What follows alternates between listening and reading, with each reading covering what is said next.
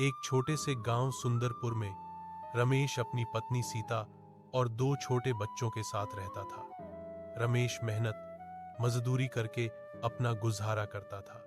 इस बार गांव में झाड़ों की ठंड कहर बनकर बरस रही थी। लोगों का घर से बाहर निकलना मुश्किल हो गया था। ठंड इतनी तेज थी कि जिस्म की हड्डियां तक कांपने लगी थीं। झाड़े आ गए हैं। कई सालों से बच्चे एक ही कंबल ओढ़कर झाड़े काट रहे हैं और अब तो वो कंबल भी फटकर तार तार हो गया है। इस बार तुम नया कंबल ले आओ। अब उस पुराने फटे कंबल में ठंड नहीं रुकती। बच्चों को ठंड से कांपते देखकर रोना आ जाता है, सीता बोली। बच्चों को देखकर मुझे भी रोना आ जाता है। मैं एक बदनसीब बाप हूं जो घर में एक कंबल भी नहीं ला सकता, रमेश बोला। सीता, तुम जानती हो मेरी रोज की कमाई से घर का गुजारा मुश्किल से होता है। ऐसे में मैं कंबल कहां से लाऊं? एक कंबल कम से कम 500 रुपए का होगा और मैं दिन भर में मुश्किल से 100 रुपए कमा पाता हूं। मेरे पास सिर्फ 200 रुपए हैं। ये 200 रुपए मैंने बड़ी मुश्किल से जमा किए हैं। तुम्हारे दोस्त मोहन किसान से हमें 300 रुपए लेने हैं ना? सीता बोली। हाँ, तुमने सही वक्त पर याद दिलाया। मैं अभी जाकर उससे पैसे लेकर आता हूं, रमेश बोला। बाहर तेज हवा और कड़ाके की ठंड की वजह से लोगों का निकलना मुश्किल हो रहा था। ठंड इतनी भयानक थी कि कोई भी अपने घर से बाहर नहीं निकल रहा था। रमेश ठंड में कांपता हुआ मोहन से पैसे लेने के लिए उसके घर की तरफ चल पड़ता है। मोहन अपने घर के आंगन में अलाव जलाकर बैठा होता है। रमेश को देखकर मोहन कहता है, अरे रमेश भाई, आज मेरे घर कैसे आना हुआ? सब खैरियत तो है ना? हाँ भाई, ऊपर वाले का शुक्र है। दरअसल मैं तुम्हारे पास अपने उधार दिए हुए 300 रुपए लेने आया हूं। मुझे कंबल लाना है। बिना कंबल के मेरे बच्चों को रात काटनी मुश्किल हो रही है। रमेश भाई, तुम्हारा दुहक मैं समझ सकता हूं, लेकिन मेरी परिस्थिति भी कुछ ठीक नहीं है। इस वक्त घर में एक पैसा भी मौजूद नहीं है। तुम अपने 300 रुपए फिर कभी ले जाना, मोहन बोला। उतने में मोहन की पत्नी कमला आ जाती है। तुम रमेश भाई के पैसे क्यों नहीं देते? ऐसी झाड़े भरी रात में उनके बच्चे बिना कंबल के कैसे रात काटेंगे? अरे कैसे दे दूं? तुम जानती हो इस ठंड में सारा काम बंद पड़ा हुआ है, मोहन बोला। रमेश भाई, मेरे पास सिर्फ ये 100 रुपये हैं, तुम इन्हें ले लो। बचे हुए 200 रुपये हम बाद में दे देंगे। रमेश दुखी मन से 100 रुपये ले लेता है और बनिए की दुकान की तरफ चल पड़ता है। अब उसके पास कुल 300 रुपए हो गए थे। कुछ दूर चलने के बाद लालचंद सेठ की दुकान आ जाती है। सेठ रमेश को कई तरह के कंबल दिखाता है, लेकिन कोई भी कंबल 500 रुपए से कम का नहीं होता। सेठ जी, मेरे पास सिर्फ 300 रुपए हैं। आप मुझे कोई सस्ता सा कंबल दिखा दो। अरे भाई, 500 रुपए से नीचे कोई कंबल नहीं है, सेठ बोला। सेठ जी, आप मुझे यह 500 वाला कंबल दे दो। मैं बाकी 200 रुपए कुछ दिन में दे दूंगा। हम ऐसे कंगालों को उधार नहीं देते। कौन पीछे पीछे फिरे? जाओ अपना काम करो। 1 घंटा खराब करवा दिया। जेब में 300 रुपये हैं और कंबल लेने चला है 500 वाला, सेठ गुस्से से बोला। बेचारा रमेश सेठ की बात सुनकर निराश हो जाता है और घर की तरफ चल पड़ता है। रास्ते में चलते हुए रमेश सोचने लगता है, कितनी हैरानी की बात है। मैं सारा दिन काम करता हूं, फिर भी घर में कोई आराम का साधन नहीं है। गर्मियों में गर्मी से परेशान रहते हैं और झाड़ों में ठंड से परेशान रहते हैं। नहीं कभी पेट भर खाना मिल पाता है। ऐसी जिंदगी जीने का क्या फायदा जब मैं अपने बच्चों को सुख नहीं दे सकता। बेचारी सीता ने घर से चलते वक्त कहा था कि कंबल जरूर ले आना। अब मैं उसे क्या जवाब दूंगा? मेरी वजह से उसे कितनी परेशानियों का सामना करना पड़ रहा है। अब मैं क्या करूं? कहां जाऊं? तभी रमेश को ठंड से कांपता हुआ एक बुजुर्ग आदमी दिखता है जो गहरी सोच में डूबा हुआ था। उस बुजुर्ग आदमी को देखकर ऐसा लग रहा था जैसे वो किसी बड़ी मुसीबत में हो, लेकिन रमेश उसे देखकर आगे बढ़ जाता है। थोड़ी दूर जाने के बाद रमेश सोचता है, मैं कितना निर्दयी हूं। बेचारे उस बुजुर्ग को ठंड में सिकुड़ता छोड़ आया। कहीं वो ठंड से मर न जाए। पता नहीं उसने कुछ खाया भी होगा या नहीं। कितना बुरा होगा अगर मैं उसे इस हाल में छोड़कर चला गया। मुझे उसकी मदद करनी चाहिए। यह सोचकर रमेश वापस उस बुजुर्ग आदमी के पास आ जाता है। उस आदमी को ठंड से कांपते देखकर रमेश को उस पर तरस आ जाता है। बाबा, आप इतनी ठंड में यहाँ क्यों बैठे हो? क्या आपको किसी मदद की जरूरत है?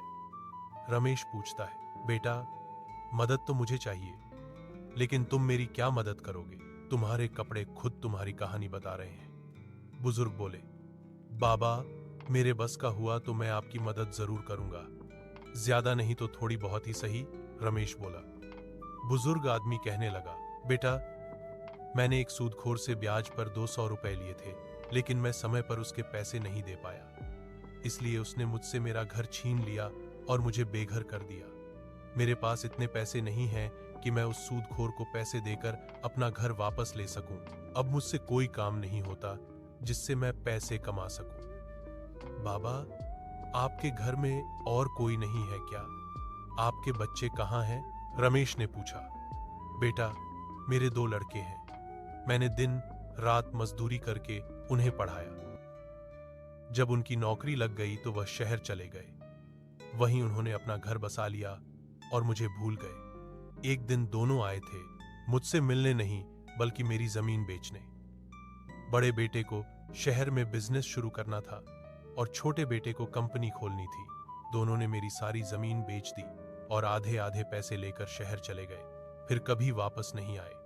यह कहते कहते बुजुर्ग आदमी रोने लगा। रमेश ने किसी तरह उसे शांत कराया। बाबा, मेरी पत्नी मेरा इंतजार कर रही होगी। मैंने उससे वादा किया था कि मैं आज कंबल लेकर आऊंगा, लेकिन मैं उसके लिए कंबल नहीं ला सका। इसलिए आप एक काम करो, ये पैसे रख लो। इन पैसे की आपको मुझसे ज्यादा जरूरत है। हमारे पास कंबल न सही, लेकिन घर तो है। आपके पास तो वो भी नहीं है। अगर आप ज्यादा देर बाहर रहे तो आपकी हालत बिगड़ सकती है। आप यह पैसे लेकर उस सूदखोर को दे दो और अपना घर वापस ले लो। यह कहकर रमेश अपने पास के 200 रुपए बुजुर्ग आदमी को दे देता है। बेटा, तुम सच में बहुत नेक और अच्छे इंसान हो। आज जब तुम खुद परेशानी में हो, तब भी तुमने बिना किसी स्वार्थ के मेरी मदद की। ईश्वर तुम्हें इसका अच्छा फल जरूर देगा। बुजुर्ग ने दुआ दी। बुजुर्ग आदमी रमेश को बहुत सी दुआएं देता है और वहां से चला जाता है। रमेश को उस बुजुर्ग की मदद करके बहुत खुशी मिलती है, लेकिन दूसरी तरफ उसे दुहक भी होता है कि वह अपने बच्चों के लिए कंबल नहीं ला सका। फिर भी उसे तसल्ली होती है कि उसने अपनी गरीबी के बावजूद एक नेक काम किया है। यह सोचते हुए रमेश घर पहुंच जाता है। जैसे ही सीता उसे देखती है, कहती है, मैं कब से तुम्हारा इंतजार कर रही हूं। तुम्हारी राह देखते देखते मेरी आंखें थक गईं। दिल में अजीब अजीब ख्याल आ रहे थे कि कहीं कोई अनहोनी न हो गई हो। हंसी सीता, तुम भी छोटी छोटी बातों की चिंता करने लगती हो। जब आदमी घर से बाहर होता है तो समय लग ही जाता है, रमेश बोला। मैं मोहन के पास गया था पैसे लेने, लेकिन उसने पूरे पैसे देने से मना कर दिया। हाँ, उसकी पत्नी कमला ने हमारी मजबूरी समझकर 100 रुपए दे दिए। बस 100 ही दिए, पूरे 300 क्यों नहीं लाए? सीता बोली। उधार लेने के वक्त तो बड़ा भला बन रहा था। रमेश बोला, मैं कंबल लेने गया था, लेकिन कोई भी कंबल 500 से कम का नहीं था। मैंने लालचंद सेठ से 200 रुपए उधार मांगे, लेकिन उसने मना कर दिया। इस जमाने में कोई बिना फायदे के किसी की मदद नहीं करता।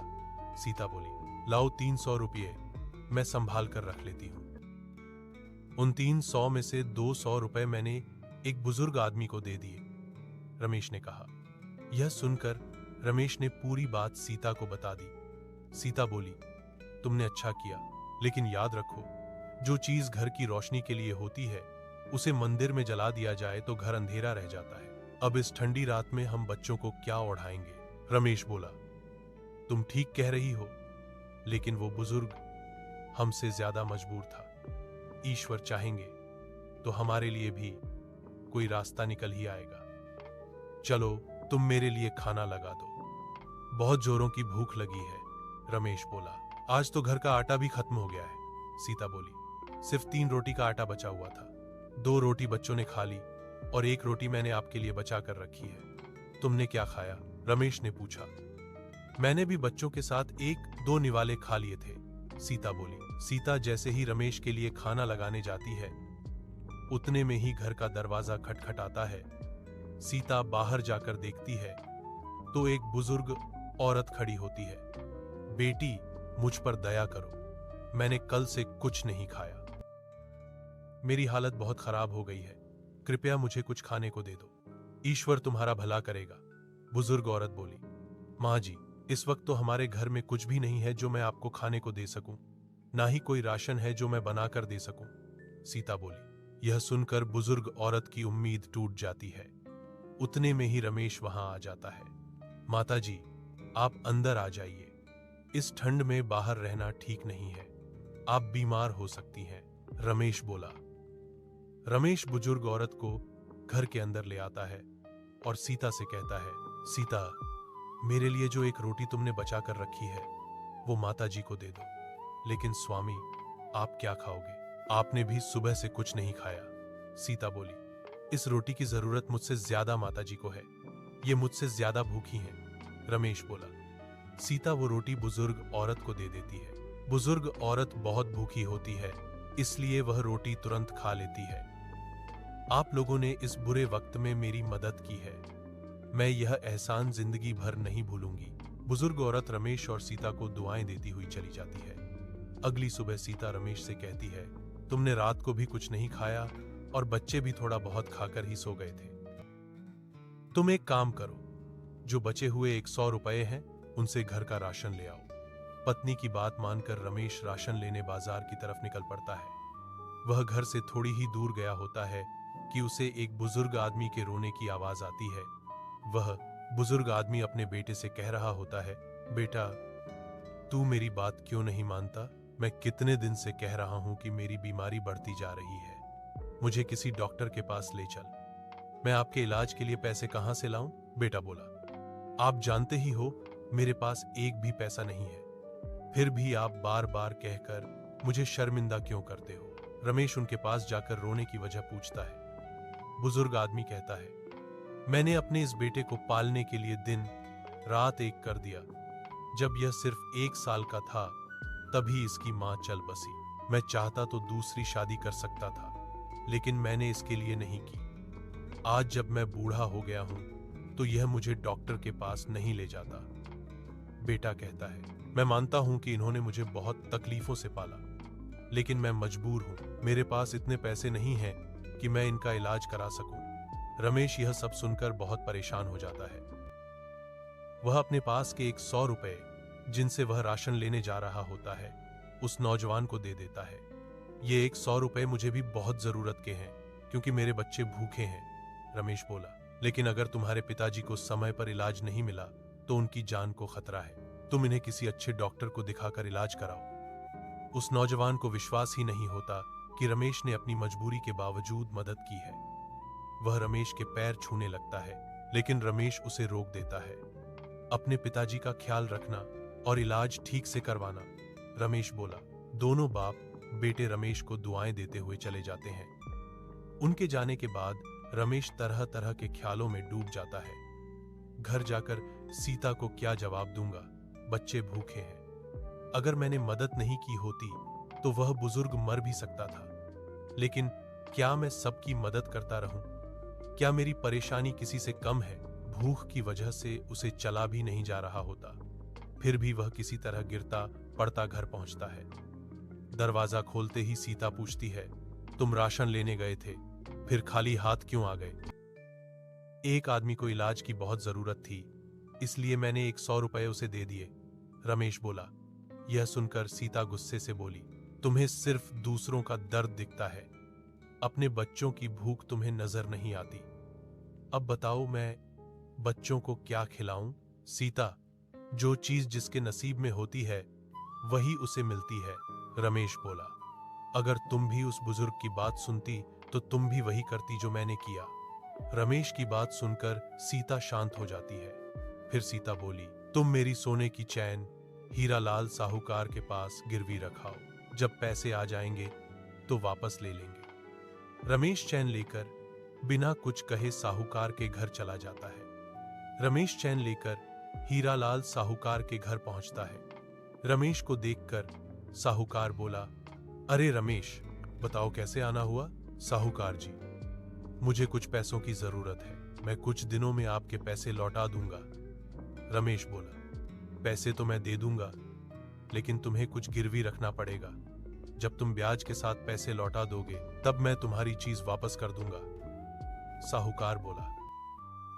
रमेश अपनी पत्नी सीता की सोने की चेन साहूकार को दे देता है। चेन लेकर साहूकार रमेश को पैसे दे देता है। रमेश उन पैसों से बाजार जाकर घर का राशन खरीद लेता है और घर की तरफ चल पड़ता है। ठंड इतनी ज्यादा होती है कि रमेश का चलना मुश्किल हो जाता है, लेकिन उसे जल्दी घर पहुंचना होता है क्योंकि उसकी पत्नी और बच्चों ने कल से कुछ भी नहीं खाया होता है। बड़ी मुश्किल से वो घर पहुंचता है। सीता राशन देखकर खाना बनाती है। रमेश, सीता और बच्चे पेट भरकर खाना खाते हैं। खाना खाने के बाद सब थकान की वजह से सो जाते हैं। आधी रात को दो चोर राजा के खजाने से चोरी करके भाग रहे होते हैं। उनके पीछे महाराज विक्रम सिंह के सिपाही पड़े होते हैं। सिपाहियों से बचने के लिए वे रमेश के घर में घुस जाते हैं। उनके पास सोने के सिक्कों से भरी हुई एक थैली होती है। एक चोर दूसरे से कहता है, तुम तो कह रहे थे कि तुम सिर्फ छोटी मोटी चोरी करते हो। तुम्हारी वजह से मेरी जान खतरे में पड़ गई। अगर सिपाही पकड़ लेंगे तो राजा हमें जिंदा नहीं छोड़ेगा। दूसरा चोर बोला, मैंने तुम्हें जबरदस्ती नहीं लाया था। तुम ही रोज मुझे कहते थे अपने साथ ले चलो। मैं मरना नहीं चाहता। मेरी पत्नी और बच्चे मेरा इंतजार कर रहे होंगे। पहला चोर बोला। दूसरा चोर बोला, एक काम करते हैं, ये सोने के सिक्कों की थैली यहीं छोड़ देते हैं। अगर जिंदा रहे तो फिर पैसे कमा लेंगे, अगर पकड़े गए तो जान चली जाएगी। यह कहकर दोनों चोर सोने के सिक्कों की थैली रमेश के घर में छोड़कर भाग जाते हैं। सुबह जब रमेश और सीता उठते हैं तो कमरे में एक थैली पड़ी होती है। रमेश जब थैली खोलता है तो सोने के सिक्के देखकर उसके होश उड़ जाते हैं। सीता बोली, लगता है यह सब ईश्वर की मेहरबानी है। उन्होंने हमारी परेशानी देखकर यह धन हमें दिया है। रमेश ध्यान से सिक्कों को देखता है और कहता है, नहीं सीता, यह ईश्वर की मेहरबानी नहीं है। इन सिक्कों पर राज्य की मोहर लगी हुई है। ये महाराज विक्रम सिंह के शाही खजाने के सिक्के हैं। लगता है कोई चोर चुरा कर लाया और पकड़े जाने के डर से यहीं छोड़ गया। तो फिर आप क्या करोगे? सीता पूछती है। हमें ये सिक्के राजा को वापस लौटा देने चाहिए। रमेश बोला, स्वामी, अगर हम यह धन दे देंगे तो हम फिर से गरीबी की जिंदगी जिएंगे। भगवान ने हमें अमीर होने का मौका दिया है। सीता बोली, नहीं सीता, ईमानदारी से बड़ी कोई दौलत नहीं होती। रमेश बोला। यह कहकर रमेश सोने के सिक्कों की थैली लेकर राजमहल की तरफ चल पड़ता है। उधर राजमहल में रात की चोरी की खबर पहले ही पहुंच चुकी होती है। रमेश राजमहल पहुंचकर सेनापति से मिलता है और उसे पूरी घटना बताता है। सेनापति रमेश को राजा के पास ले जाता है। राजा पूछता है, सेनापति जी, यह कौन है? महाराज, यह व्यक्ति सोने के सिक्कों की थैली लेकर आया है जिन पर हमारे शाही खजाने की मोहर लगी हुई है। सेनापति बोला। फिर रमेश राजा को शुरू से लेकर अंत तक पूरी बात बता देता है। रमेश की ईमानदारी देखकर महाराज विक्रम सिंह बहुत प्रसन्न होते हैं। राजा कहता है, तुम जैसे ईमानदार और नेक व्यक्ति बहुत कम होते हैं। मैं तुम्हें आधे सोने के सिक्के इनाम के रूप में देता हूं। रमेश आधे सिक्के लेकर राजा को नमन करता है और खुशी खुशी अपने घर लौट आता है। उन सोने के सिक्कों को बेचकर रमेश अपने लिए एक अच्छा सा घर बनवा लेता है। अब वह गरीब नहीं रहता। वह अपनी पत्नी सीता और अपने बच्चों के साथ सुख, शांति और खुशी से जीने लगता है।